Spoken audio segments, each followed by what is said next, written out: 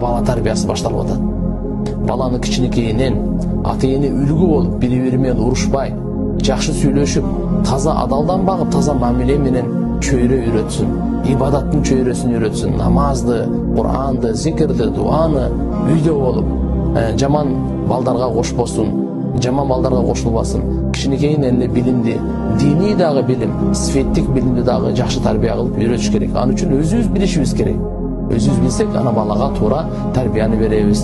Жуунгандын адебин, тамак ичкендин адебин, кийим кийгендин адебин, саламдашуунун адебин, коноктосуунун адебин, үйдөн чыккандын адебин, ажытканага баргандын адебин, уктагандын адебин, жана бардык ушу шариятыбызда көрсөтүлгөн адептер ошолордо өзүбүздүн мына ошоштар.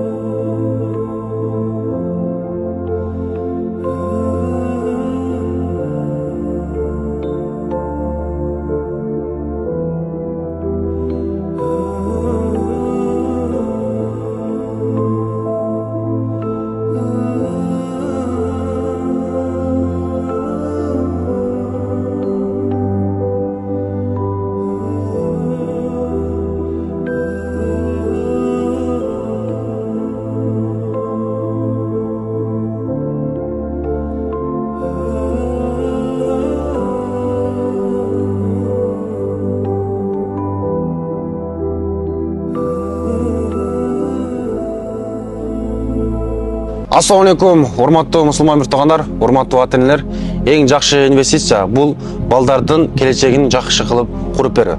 Тагыраак айтканда, алардын адеп аклагына, кулк мүнөздүүлүгүнө, кандай деңгээлде илим алып атат, билим алып атат, ошонусуну жакшы карап, маани берип, алардын келечегине жакшы кам көрүү. Ошондуктан ар бир ата-энени жайкы диний лагерге чакырат элем. Балдарыңыздарды жайкы диний лагерге берип, балдарыңыздардын Куран үйрөнүүсүнө, хадис үйрөнүүсүнө, намаз үйрөнүүсүнө, даарат алууну, адеп акылактарды, диний адепти, светтик адептерди үйрөтөйүн десеңиздер, анда ушул жайкы диний лагерде сунуштайт элем. Азыркы учурда каттоо жүрүп жатат. Ал эми катталуу үчүн бул номерлерге кайрылсаңыздар болот иншалла. Замзам лагерине кош келдиңиздер.